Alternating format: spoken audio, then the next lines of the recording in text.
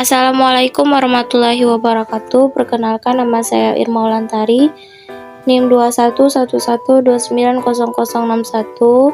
Saya dari Prodi Tadris Bahasa Indonesia kelas 2D dengan dosen pengampu Ibu Dina Putri Juni Astuti MPD, mata kuliah fonologi.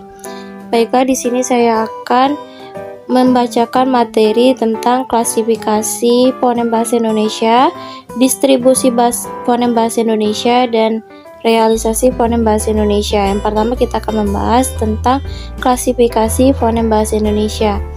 Seperti yang kita tahu, bahasa Indonesia mengadopsi abjad Latin yang terdiri atas 26 huruf.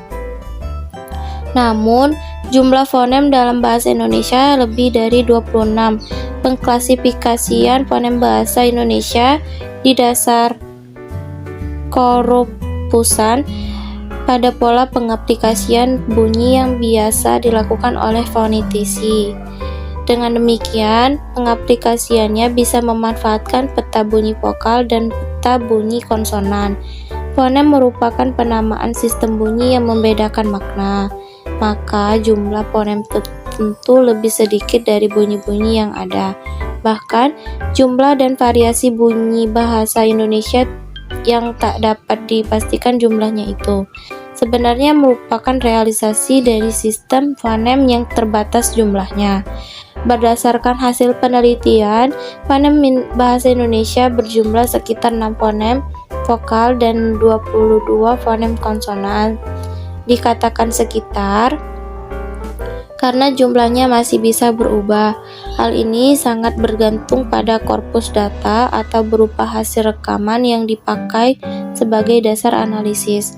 Apalagi kosakata bahasa Indonesia terus bertambah setiap saat sesuai dengan keperluan penuturnya seiring dengan era globalisasi.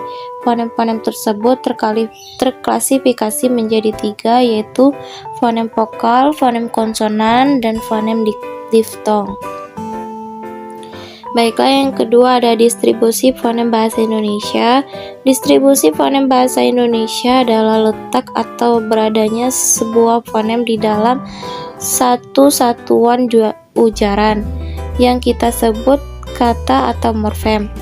Secara umum, fonem dapat berada pada awal posisi kata, di tengah maupun di akhir kata. Secara khusus, fonem bisa berada pada ketiga posisi, namun bisa juga hanya berada pada posisi awal atau posisi akhir saja. Fonem vokal memang selalu dapat menduduki posisi pada semua tempat, berkenaan dengan posisinya sebagai kenyaringan pada setiap silabel.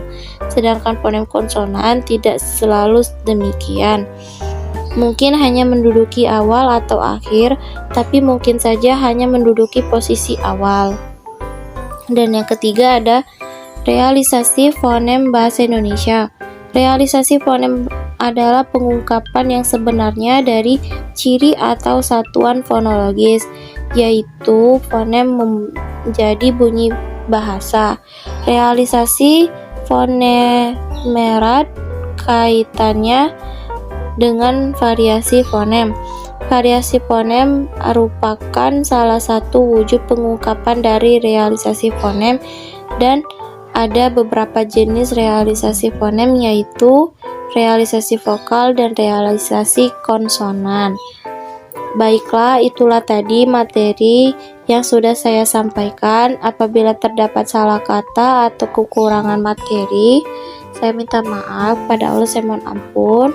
Saya akhiri, wassalamualaikum warahmatullahi wabarakatuh.